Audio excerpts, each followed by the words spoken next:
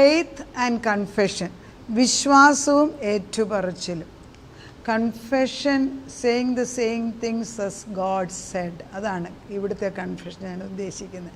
Believe your beliefs, അതായത് you believe someone also as someone else's faith. Every believer is given a measure of faith.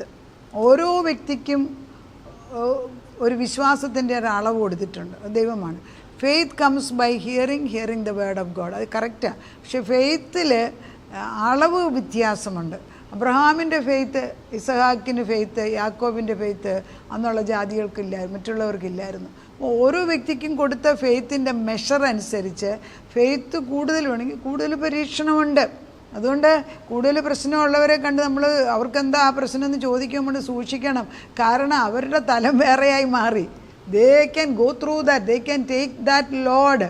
അത് നമ്മൾ ഈ ഓട്ടക്കളത്തിൽ ചെല്ലുമ്പോൾ, കുതിരയുടെയൊക്കെ horse റേസിന് ചെല്ലുമ്പോൾ നമ്മൾ പ്രത്യേകം നോട്ട് ചെയ്യുന്നൊരു കാര്യം, നല്ല എല്ലാ കുതിരകളും നല്ല ശക്തിയുള്ളതും ബലമുള്ളതും ട്രെയിൻ ചെയ്തതുമാണ്. എന്നാൽ ചില കുതിരയ്ക്ക് നല്ല ശക്തിയാണ് മറ്റുള്ള കുതിരയെക്കാട്ടിലും. അപ്പോൾ ഇത് ഈവനാക്കാൻ വേണ്ടി ആ കുതിരയുടെ പുറത്ത് ചിലപ്പോൾ ഒരു 10 കിലോ 20 കിലോ ഒരു വെയിറ്റ് അതിൻ്റെ പുറത്ത് വെക്കും. എന്തിനാ? മറ്റു കുതിരയുമായിട്ട് ഏകദേശം ഒരേ ലെവലിലാകാൻ വേണ്ടി. അല്ലെങ്കിൽ ഈ കുതിര റേസ് തുടങ്ങുമ്പോഴേ ഈ കുതിര മുമ്പോട്ട് പോയിട്ട് ഫസ്റ്റ് പ്രൈസ് വാങ്ങിക്കും. സോ മറ്റു കുതിരയുമായിട്ട് പാറി എന്നെ ഈക്വൽ ചെയ്യാൻ വേണ്ടി ഈ ശക്തിയുള്ള കുതിരയുടെ പുറത്ത് കൂടുതൽ ഭാരം വെക്കും. അങ്ങനെ തന്നെയാണ് വിശ്വാസ ജീവിതത്തിൽ. കൂടുതൽ കർത്താവിനെ അറിയണമെന്ന് ആഗ്രഹിക്കുകയോ ദൈവത്തിന് വേണ്ടി പ്രവർത്തിക്കുകയോ ചെയ്യുന്ന വ്യക്തികൾക്ക് കൂടുതൽ ഭാരങ്ങൾ കടന്നു വരും. നമ്മൾ മിഷനറീസിനെ കണ്ടിട്ടുണ്ട്. അവർക്ക് ദൈവം എന്തെന്ന് പോലും അറിയാൻ വയ്യാത്ത കിരാത ജാതികളുടെ അടുക്ക പോയി വചനം പറയാൻ പോകുമ്പം മെഷർ ഓഫ് ഫെയ്ത്ത് ഇട്ട് കൊടുത്തിട്ടാണ് അവരെ വിടുന്നത്. അല്ലാതൊന്നും ദൈവം വിടത്തില്ല. പൗലോസിനെ ദൈവം തിരഞ്ഞെടുത്ത് വിടുമ്പോൾ 3-ാം സ്വർഗം കാണിച്ചു കൊടുത്തു, നേരിട്ട് വന്ന് സംസാരിച്ചു. അപ്പോൾ അതുകൊണ്ടൊക്കെയാണ് പൗലോസിന് അത് എഴുതാനുള്ള കൃപ കിട്ടുന്നത്. നമ്മൾ ഓരോരുത്തരും ദൈവത്തോട് കൂടുതൽ അടുക്കാൻ ആഗ്രഹിക്കുന്നു എങ്കിൽ പ്രശ്നങ്ങളും പരീക്ഷണങ്ങളും ഉണ്ട്. എന്നാൽ ഭയപ്പെടേണ്ട, കർത്താവ് നമ്മുടെ കൂടെ നിന്ന് ജയമെടുക്കും. നമ്മൾ കർത്താവ് വിളിക്കുന്നത് V should thank God for his goodness. അവൻ്റെ നന്മയ്ക്ക് വേണ്ടി എപ്പോഴും നന്ദി പറയുന്ന ഒരു ഹൃദയം അത് നമുക്കില്ല. നമ്മൾ പരാതി പറയാമെങ്കിൽ ഒരു 10 എണ്ണം പറയും. ഞങ്ങളുടെ പ്രേയർ ഗ്രൂപ്പിന് തന്നെ മിക്കപ്പോഴും ഞാൻ പറയും, പ്രേയർ ഗ്രൂപ്പിൽ വരുന്നത് ദൈവം ചെയ്ത നന്മകൾ പ്രാർത്ഥിച്ച് നേടിയത് വിളിച്ചു പറയാൻ. പലപ്പോഴും അങ്ങനെയല്ല, അവരവരുടെ ഭാരങ്ങളും പ്രയാസങ്ങളും തീർന്നിട്ട് നല്ലത് പറയാനുള്ളൊരു ടെൻഡൻസി, അല്ലെങ്കിൽ നന്ദി പറയുന്ന ടെൻഡൻസി പറഞ്ഞില്ലെങ്കിൽ ആർക്കും ഉണ്ടാകത്തില്ല. ശ്രദ്ധിച്ച് നോക്ക്. ഒരു പ്രേയർ ഗ്രൂപ്പിൽ പ്രേയർ റിക്വസ്റ്റ് ചോദിക്കാൻ പറയാമെങ്കിൽ പലതും രോഗങ്ങൾക്ക് വേണ്ടി, പിന്നെ വീട് പണിക്ക്, മക്കളുടെ കല്യാണത്തിന്, പിന്നെ കുഞ്ഞുങ്ങളുടെ കൊച്ചുമക്കൾ ഉണ്ടാകാൻ വേണ്ടി, പിന്നെന്തുവാ വീട്ടിലെ ഇതൊക്കെയാണ് നമ്മുടെ പ്രേയർ റിക്വസ്റ്റുകൾ വയ്ക്കുന്നത്. ഒരിക്കലും ഈ ദൈവത്തിന് നന്ദി പറയാൻ, ദൈവം എനിക്കത് ചെയ്തു എന്ന് പറഞ്ഞ് പ്രത്യേകം ഓർപ്പിച്ചില്ലെങ്കിൽ നമ്മൾ ഓർക്കത്തില്ല. അതുകൊണ്ട് we have to be very careful. We should thank God for his goodness. അതുപോലെ തന്നെ we should praise God for his greatness. ആരാ ഈ ദൈവം എന്ന് അറിഞ്ഞിട്ട് അവനെ സ്തുതിക്കണം. നമ്മൾ പ്രാർത്ഥിക്കാൻ നിൽക്കുമ്പോൾ ശരിയാണ്, വലിയ പൊട്ടാത്ത വേർഡൊന്നും ഉപയോഗിക്കേണ്ട. പക്ഷെ അബ്ബാ പിതാവേ എന്ന് വിളിക്കാമല്ലോ. ചിലർ പ്രാർത്ഥിക്കുന്നുണ്ട് എൻ്റെ യേശു അപ്പച്ചൻ. ചിലർ പ്രാർത്ഥിക്കുമ്പോൾ ഞാൻ നോട്ട് ചെയ്തിട്ടുണ്ട് അപ്പോൾ നമ്മളിങ്ങനെ ശ്രദ്ധിക്കും, ഇവരെന്താ എപ്പോഴും കാരണം അവരുടെ കണക്ഷൻ, അപ്പനും മകനുമായിട്ടുള്ള ബന്ധത്തിൽ അവർക്ക് ദൈവത്തോടുള്ള ഉറപ്പിന് വേണ്ടി ഒരു പല പ്രാവശ്യം അബ്ബാ പിതാവേ അല്ലെങ്കിൽ അപ്പ എന്ന് വിളിക്കുന്നത് ഞാൻ കേൾക്കാറുണ്ട്. അപ്പം we should praise God for his greatness and we worship God for his holiness.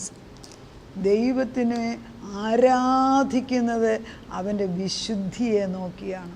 ഒന്ന് ചിന്തിച്ച് നോക്കണേ. ഈ ദൈവത്തെ വർഷിപ്പ് ചെയ്യുന്നത് വിശുദ്ധമായ കൈകൾ കൊണ്ടായിരിക്കണം. എന്നാൽ ഡബിൾ വർഷിപ്പേഴ്സ് ഉണ്ട്. ഈ ഡബിൾ വർഷിപ്പേഴ്സ് എന്ന് പറഞ്ഞാൽ എൻ്റെ ആഴത്തിലോട്ട് ഞാൻ പോകുന്നില്ല. ഇപ്പോൾ തമിഴ്നാട്ടിലൊക്കെ ചെല്ലുമ്പോൾ നമ്മൾ കാണാറുണ്ട്, എല്ലാ മരത്തേലും അവരൊരു എന്തെങ്കിലുമൊക്കെ പെയിൻ്റ് അടച്ചു വെച്ച് പെയിൻ്റ് അടിക്കുകയും ചെയ്യും, കുറേ തുണിയും കെട്ടിവെച്ച് കുറേ പൂമാല ഇട്ടേച്ച് അവരുടെ ദൈവം എന്ന് പറഞ്ഞിട്ട് അതിൻ്റെ ചവിട്ടി കൊണ്ടുവന്ന് ഇപ്പോഴും അതിൻ്റെ ചവിട്ടി കൊണ്ടുവന്ന് കോഴി അറക്കും. ചിലപ്പം വലിയ വെസ്റ്റിലാണ് പിന്നെ കറുത്ത ആടിനെ അറുത്ത് വെക്കും. അതല്ലെങ്കിൽ അവർ ഫ്രൂട്ട്സ് സാധനങ്ങൾ, അല്ലെങ്കിൽ സ്ത്രീകളുടെ വേണ്ടാത്ത തുണികളെല്ലാം കൊണ്ട് അവിടെ കൊണ്ടിടുന്നത് കാണാം. എന്താണ്? ഇറ്റ്സ് റിയലി സ്ട്രേഞ്ച് ഇല്ലേ? ആ ദൈവത്തിൻ്റെ വിശുദ്ധി എന്തെന്ന് അറിയാൻ വയ്യാത്തത് കൊണ്ട് അവിശുദ്ധമായ കാര്യങ്ങൾ ദൈവത്തിന് മുമ്പിൽ കൊണ്ടുവച്ചിട്ട് അവർ ദൈവത്തെ സ്തുതിക്കുന്നതാണ്. അപ്പോൾ അതായത് നന്മ തിന്മ എന്തെന്ന് അറിയാൻ വയ്യാത്ത ഒരു മനുഷ്യൻ, കാണുന്ന കല്ലിനെയും പിന്നെ വൃക്ഷത്തെയും ദൈവമാക്കി വെച്ച് ദൈവത്തെ മറക്കുന്ന ഒരു ലോകം. നമുക്കൊരു പ്രത്യേകതയുള്ളത്, we worship him for his holiness. അവൻ്റെ വിശുദ്ധിയെ നോക്കി. വിശുദ്ധിയുള്ള ഒരാളുടെ കയ്യിലേ നമ്മൾ നമ്മുടെ കുഞ്ഞിനെ ഏൽപ്പിക്കത്തുള്ളൂ, ഇല്ലേ? വിശുദ്ധി അല്ലാത്ത ഒരു കുഞ്ഞിനെ, അപ്പോൾ നമ്മളൊക്കെ ഓർത്തോണം, നമ്മൾ ബാപ്റ്റിസം കൊടുത്തു കഴിയുമ്പോഴേ കുഞ്ഞുങ്ങളെ പിന്നെ മറ്റുള്ളവരെ ഏൽപ്പിക്കരുത്, അതുപോലെ അവരെ സൂക്ഷിക്കണം എന്നൊക്കെ നമ്മൾ പറഞ്ഞ് ഉപദേശിക്കുന്നത് കണ്ടിട്ടുണ്ട്. അതുപോലെ തന്നെ നമ്മുടെ ശരീരം ദൈവത്തിൻ്റെ ആലയമാണെങ്കിൽ വേണ്ടാത്ത സ്ഥലത്ത് പോയി ഇരിക്കരുത്. എന്തിനാണ് വേണ്ടാത്ത കൂട്ടുകെട്ടുണ്ടാകുന്നത്? അതുകൊണ്ടാണല്ലോ സങ്കീർത്തനം തുടങ്ങിയപ്പോൾ എങ്ങനെയല്ലേ എഴുതിയിരിക്കുന്നത്, ദുഷ്ടന്മാരുടെ ആലോചന പ്രകാരം നടക്കാതെ, പാപിയുടെ വഴിയിൽ ഇരിക്കാതെ, പാപിയുടെ വഴിയിൽ നിൽക്കല്ലേ, പരിഹാസയുടെ ഇരിപ്പിടത്ത് ഇരിക്കരുത്, നിർബന്ധമാണ്. അവിടെ എനിക്കൊന്നും കുഴപ്പമില്ല. നിൻ്റെ ദൈവത്തിൻ്റെ മറ നടക്കുന്ന വിഡ്ഢി വേറെ ആരുമില്ല. നിൻ്റെ കൂട്ടുകാരാരും നോക്കിയിട്ടാണ് നിന്നെ തീരുമാനിക്കുന്നതെന്ന് ഓർക്കണം. അത് കഴിഞ്ഞ് പിന്നെ പറയുന്നത് ദൈവത്തിൻ്റെ വചനത്തിൽ സന്തോഷിക്കുന്നവനാകണം. ആ സന്തോഷം എവിടെ പോയി? എന്ത് ചെയ്തിട്ടാണ് ഈ ദൈവത്തെ നമ്മൾ വെറുക്കുന്നതെന്നാണ് ചോദിക്കുന്നത്. ദൈവം തന്നെ ചോദിക്കുകയാണ്, ഞാൻ എന്ത് ചെയ്ത്? ഞാൻ എൻ്റെ സ്വന്തം പുത്രനെ നിങ്ങൾക്ക് വേണ്ടി തന്നു, നിങ്ങളെ പിശാചിൻ്റെ കയ്യിൽ നിന്ന് ഞാൻ വാങ്ങിച്ചു, വില കൊടുത്ത്, എൻ്റെ മോൻ്റെ രക്തം കൊടുത്ത്. ഇനി എന്താ ഞാൻ ചെയ്യേണ്ടതെന്ന് ദൈവം ചോദിക്കും. നമ്മൾ എന്താ ഉത്തരം പറയേണ്ടി? എന്തുത്തരം പറ? കമന്ന് കിടന്ന് ദൈവത്തെ സ്തുതിക്കുക, കർത്താവേ നീ ചെയ്തത് എനിക്ക് പ്രയോജനമാക്കി തരണമേന്ന്. Great is the Lord and greatly to be praised. വലിയ ജീവനുള്ള ദൈവം, വലിയവനായ ദൈവത്തിനെ സ്തുതിക്കാൻ പഠിക്കണം. Every sign of our body shows the attitude of the body. അതായത് വർഷിപ്പ് ചെയ്യാൻ നേരത്ത് അതായത് ദൈവത്തെ സ്തുതിക്കുക എന്ന് പറയുമ്പം നമ്മുടെ ഓരോ ശരീരത്തിൻ്റെ ഓരോ അവയവവും അതിനനുസരിച്ച് അലൈൻ ചെയ്യും.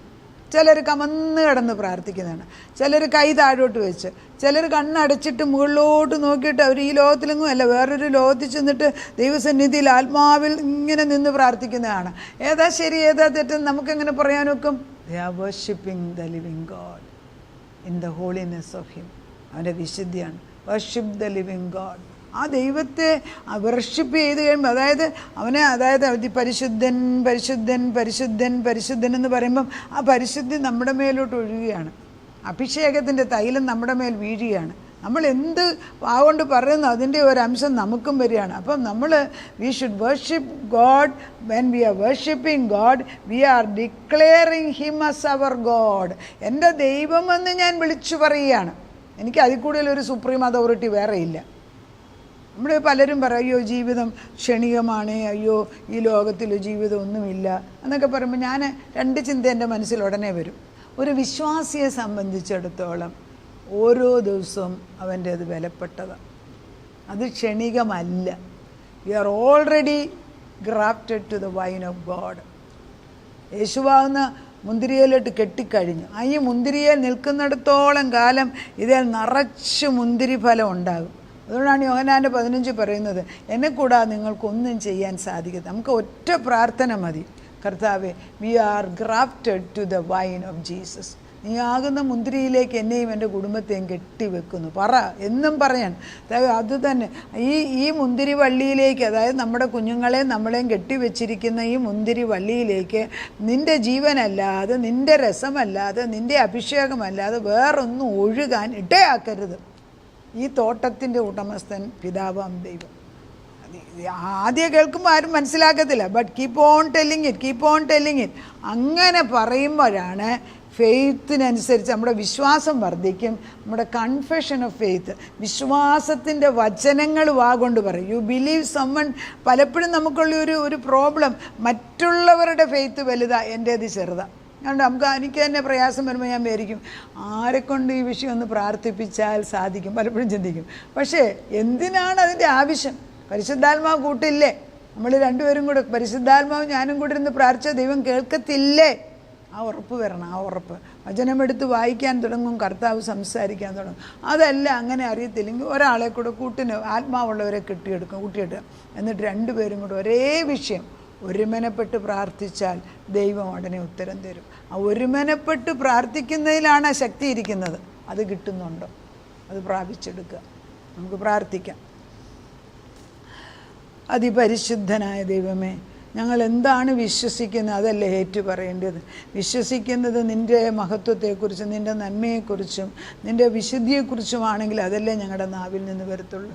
പലപ്പോഴും ഈ ഞാനെന്ന ചിന്തയിൽ കോൺസെൻട്രേറ്റ് ചെയ്യുന്നത് കൊണ്ട് നിൻ്റെ മഹത്വം കാണാൻ സാധിക്കുന്നില്ല. ഈ ജഡമൊന്നും മരിക്കാതെ ആത്മാവ് പ്രവർത്തിക്കാൻ ഒക്കുന്നില്ല.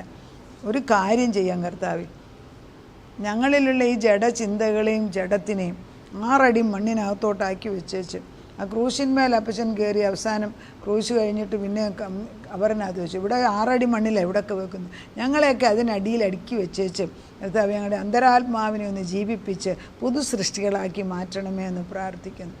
ജഡമാണ് തടസ്സം നിൽക്കുന്നത്, വേറെ ആർക്കും അതിലൊന്നും ചെയ്യാനൊക്കത്തില്ല.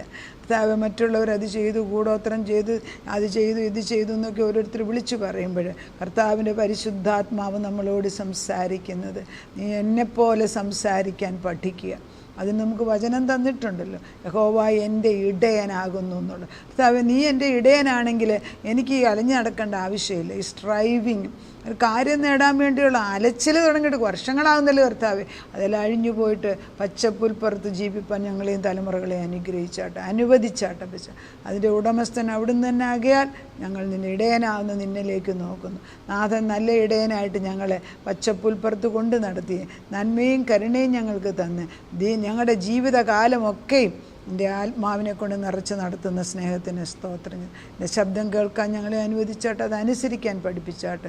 അവിടുന്ന് പറയുന്ന കാര്യങ്ങൾ അതേപോലെ ഏറ്റു പറയാൻ, അത് അഭിഷൻ ഞങ്ങളെക്കുറിച്ച് കാണുന്ന ചിന്ത. കർത്താവിന് ഞങ്ങൾ വിലപ്പെട്ടവരാണ്, നിൻ്റെ കണ്ണിൻ്റെ കൃഷ്ണമണി പോലെ ഞങ്ങളെ സൂക്ഷിക്കുന്നു, കയ്യേൽമേൽ വെള്ളമേൽ വരച്ചു വെച്ചിരിക്കുകയാണ്. ഇങ്ങനെയൊക്കെയുള്ള ചിന്ത ഞങ്ങൾക്ക് ഇട്ട് തന്നാൽ കുറേ കൂടെ നന്നായിട്ട് ജീവിക്കാൻ സാധിക്കും. നാഥാ, ഈ മനുഷ്യൻ അവനവനെ കുറ്റം പറയുന്ന പരിപാടി നിർത്തിയേച്ച് സത്യദൈവത്തിൽ ആരാധിച്ച് മുൻപോട്ട് പോകാൻ ഞങ്ങളെ പഠിപ്പിച്ചാട്ടെ. പ്രാർത്ഥന കേട്ട് ഉത്തരം തന്ന ദൈവത്തിന് നന്ദി. യേശുക്രിസ്തുവിൻ്റെ പുണ്യനാമത്തിൽ തന്നെ ആമേൻ.